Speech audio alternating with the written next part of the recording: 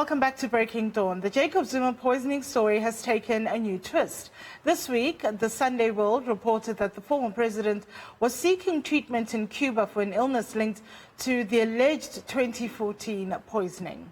Now, this emerged after Zuma's lawyers reportedly wrote to the state capture inquiry notifying the commission that he would miss a deadline to respond to an application by Rini Klavi to cross-examine him. Our editorial contributor Karen Moore joins us on the line now to enlighten us on how this fits in with the bigger political picture. Karen, good morning and thank you very much for joining us.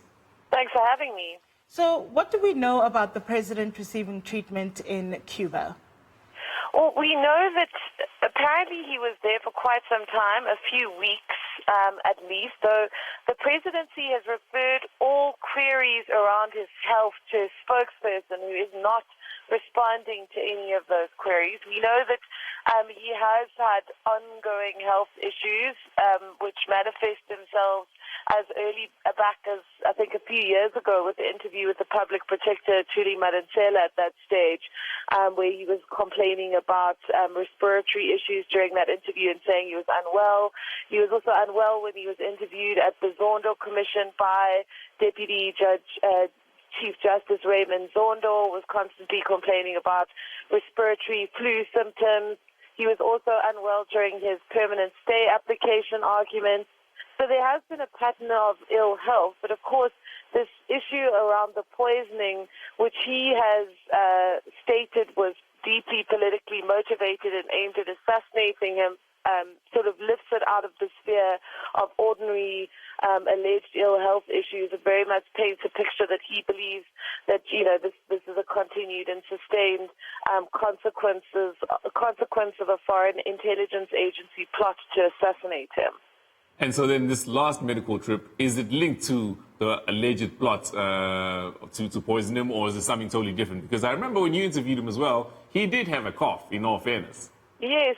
No, he has been sick for quite some time. He's a 79-year-old man. He is a type 2 diabetic. He has had documentary respiratory issues.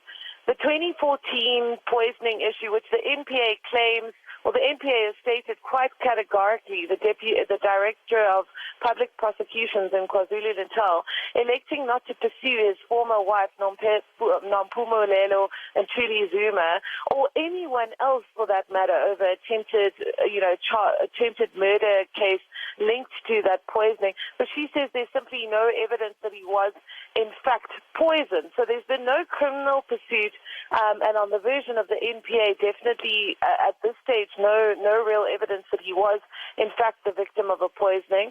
One of his closest confidants, Gayton McKenzie, of course, writing in his book, the notorious Kill Zuma by All Means Necessary, that in fact he was a victim of ricin poisoning. But none of that has ever been confirmed, and the contention as articulated by McKenzie, which seems to be something that the former president believes, is that this was a part of a plot hatched by an American foreign intelligence agency, the implication being that it was the CIA. But apart from raising these issues in the Zondo inquiry, this book by McKenzie, his spokesperson not saying anything, and really the presidency making it very clear that they are not prepared to comment on it, that his spokesperson needs to do so. And he's clearly very reluctant to do so.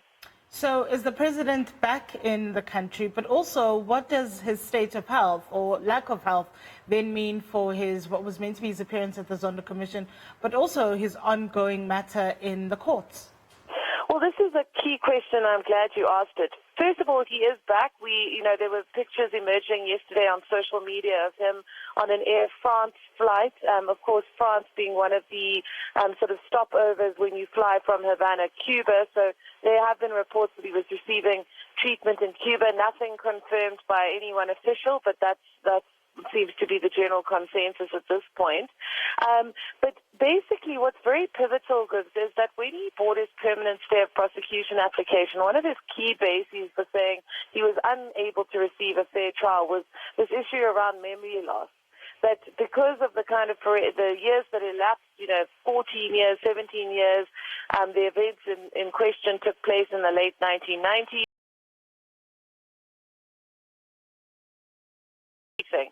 And there have been reports that this medical crisis that he's currently experiencing, allegedly, has had an impact on his memory. So that, of course, will have implications not just for, his criminal trial where events took place oftentimes 2 decades ago, but also for the Zondo inquiry. We saw him getting very unhappy when he was questioned about certain events and technical issues by Paul Pretorius. Said, how was he supposed to know this? Didn't necessarily have knowledge of it, would have to refresh his memory, etc., etc.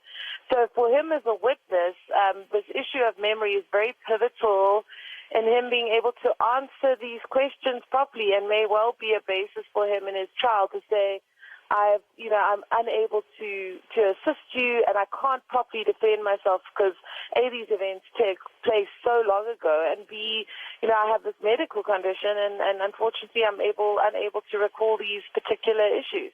Conveniently, however, when it suits his testimony, then his memory is actually very sharp. You saw him again when he appeared for the first time in the state capture inquiry.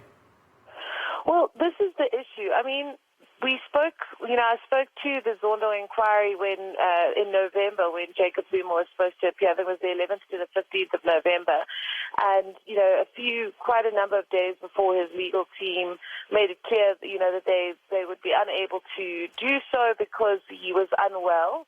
And at that stage, the commission saying that they hadn't sought any kind of medical evidence around that. They had the ability to potentially do so, but that the DCJ Zondo did not feel that it was necessary, but that they would consider it, but also that they would also consider the possibility of issuing a subpoena against them, which has been something that they've sought to avoid, not just with him, but with other witnesses as well. If there was a scenario where a witness did not, had a complete repeat pattern of not appearing without good reason.